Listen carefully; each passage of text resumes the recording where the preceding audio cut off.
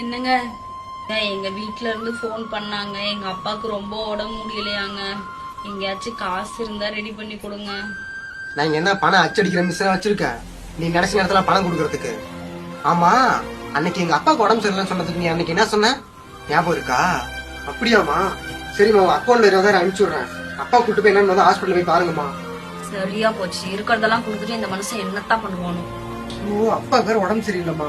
இருக்கட்டுமே, உங்க அண்ணன்லாம் உங்க அப்பா அம்மாக்கு எதுவுமே பண்றது கிடையாது. நீ மட்டும் அள்ளி அள்ளி கொடுத்துட்டு இருக்க. ஏங்க நமக்கும் குடும்பம் இருக்குல்ல, அதெல்லாம் ஒண்ணும் பண்ண வேண்டாம். நீங்க போய் வேலையை பாருங்க. 3 hours later.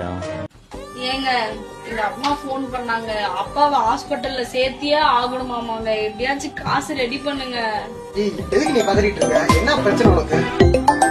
அம்மா சொல்லுமா. அப்பாவை ஆஸ்பத்திரியில சேர்த்தாச்சுமா. அப்பா இப்ப ரொம்ப நல்லா இருக்காருமா. மாப்பிள்ள அவர் வேலையெல்லாம் விட்டுட்டு அவரே நேர்ல வந்து அப்பாவை கூட்டிட்டு போய் ஆஸ்பத்திரியில சேர்த்தாருமா. அது மட்டும் இல்லாம என் கையில 3000 ரூபாய் பணமும் கொடுத்தாருமா.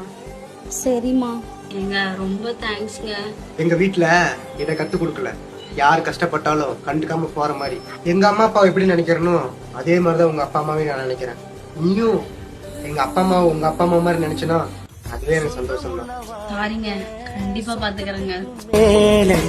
சொத்து சொகம் ஏதும் வேண்டாமையா.